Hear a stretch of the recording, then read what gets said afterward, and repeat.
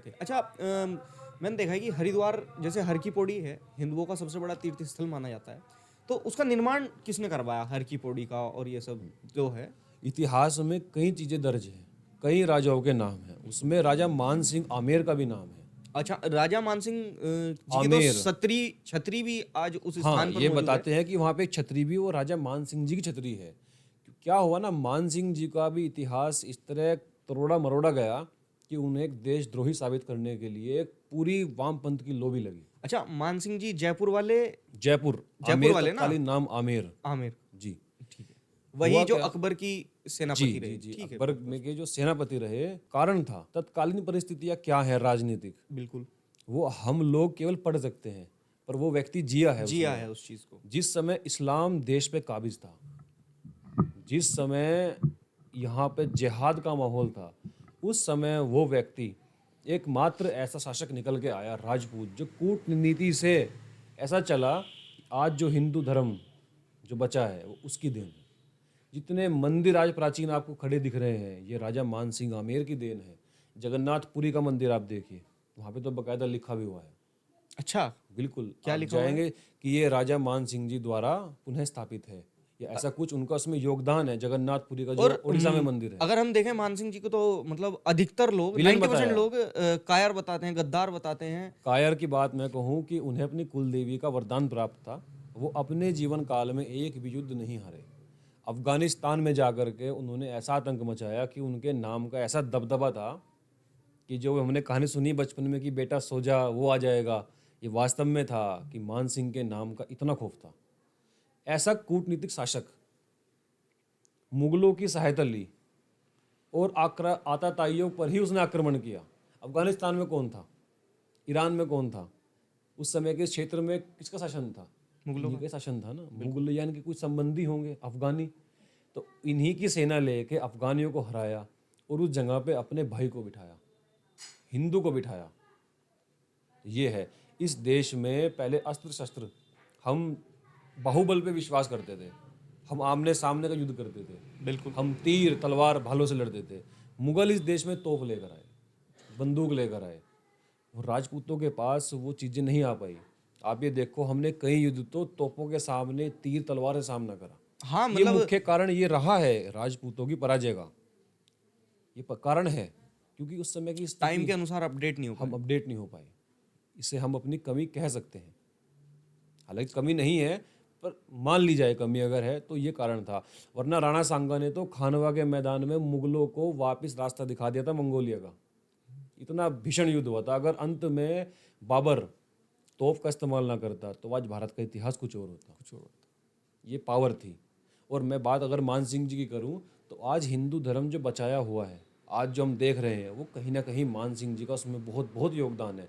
और ऐसा नहीं है कि महाराणा प्रताप, जैसे महाराणा प्रताप और मान सिंह जी को आपस में दिखाया गया विलन, एक दूसरे के एकदम विरोधी। ऐसा नहीं है। अकबर, अकबरनामा भी बताता है, काफ़ी इतिहास साक्षी ये बताते हैं, जब हल्दी घाटी से महाराणा प्रताप ने प्रस्थान किया, अपने जो उनके सैनिक थे, जो दरबारी थे, उनके कहने पे राष्ट्र के लिए, तब जो मुगल के सेनापति जो मान सिंह जी के पास दौड़े दौड़े आए और कहा कि वो महाराणा प्रताप जा रहे हैं, आप उन्हें पकड़िए, तब इतिहास ये बताता है कि मान सिंह जी ने अपना मुंह मोड़ लिया था, बात अनसुनी कर दी थी।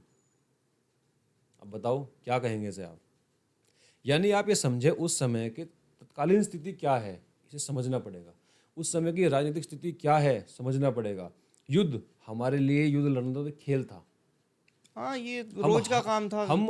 हम जीतने हारने के लिए युद्ध राजपूतों ने कभी नहीं लड़ा, अपना कर्तव्य समझ के हमने युद्ध लड़ा। युद्ध लड़ा है, ये सही बात क्षात्र है। धर्म हमारा जो शिरोधार्य है, ये हमारा धर्म है कि धर्म रक्षा हेतु युद्ध, और युद्ध तो समझ लो हमारे लिए खेल था। अब युद्ध हम तो कर लेते, हमारी प्रजा में अन्य भी लोग थे, सभी जाति के लोग थे, क्या नहीं थे?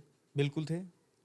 उसमें शूद्र भी होंगे, ब्राह्मण भी होंगे, वैश्य भी होंगे, बनिए अन्य जो फंड बाद करते थे, में जातियां मतलब बनी वो भी थे। हर चीज की ही जरूरत थी, फंडिंग की भी जरूरत होती बिल्कुल थी। जरूरत वो थी, क्यों नहीं बिजनेसमैन थी। फंड करेगा आपको। आप ये और देखिए, भामाशाह जी ने मेवाड़ का फंड जो राणा सांगा, राणा कुंभा के समय से उनके पूर्वजों के पास रखा था, जब आपत्ति काल आया तो वो ला के पेश कर दिया। साथ में जो अपना पैसा था वो भी ऊपर से दिया।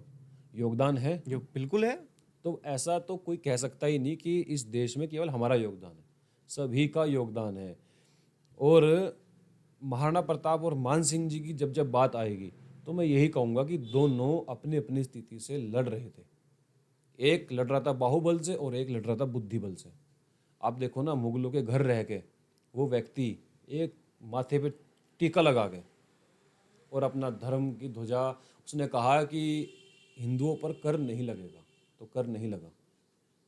न जाने कितने, जिस टाइम मंदिर टूट रहे थे मान सिंह मंदिर बनवा रहे थे। मानसिंह मंदिर, अगर हम आज भी जयपुर में देखें तो जयपुर में बहुत प्राचीन मंदिर हैं और बहुत अच्छी स्थिति में हैं। और अगर हम देखें कि जयपुर जैसी जगह में अगर हम मंदिरों का निर्माण देखें तो जहाँ पे जंगल हुआ करता था, पीने के लिए पानी नहीं था, ढूंढाड़ क्षेत्र था वो, बिल्कुल एकदम खत्म क्षेत्र था, मतलब जिसकी हम मिट्टी भी उपजाऊ नहीं थी, उस जैसे क्षेत्र में जयपुर जैसी सिटी का निर्माण करना। और मतलब मैं ज़्यादा नहीं घूमा हूँ, 1-2 बार गया हूँ मैंने मतलब टेम्पल्स ही गया हूँ, गलता जी टेम्पल्स, और इतनी छतरियाँ, बहुत बड़े बड़े टेम्पल्स वहाँ पर हैं और आज भी जिनका अस्तित्व है। सिसोदिया रानी का बाग है, उसमें इतना बड़ा टेम्पल है, बहुत बड़ा। और ये मतलब हम देखते हैं कि उनके ऊपर हमेशा से यही ठप्पा लगाया कि गद्दार थे, मुगलों के आगे अधीन थे। नहीं, अधीन होना गद्दारी का सबूत नहीं है। क्या आज राजनीतिक पार्टियों में गठबंधन नहीं होते? बिल्कुल होते हैं, होते हैं ना। बिल्कुल। उस समय की स्थिति क्या थी उन्हें पता है, हम केवल पढ़ सकते हैं, पर वो जिए हैं उस स्थिति में। हम युद्ध लड़ लेते, मान लो हम हार जाते तो हारना तय था, सामने तोप थी, हमारे पास तलवार थी, हम हारते, निश्चित हारते। उसके बाद जो हमारी प्रजा थी, क्या उनका धर्म परिवर्तन नहीं होता? बिल्कुल होता। क्या मंदिर नहीं तोड़े जाते? बिल्कुल। तो यही बात है कि उस समय क्या स्थिति है, मान सिंह जी ने किस दृढ़ता से वो निर्णय लिया, काबिल तारीफ है वास्तव में।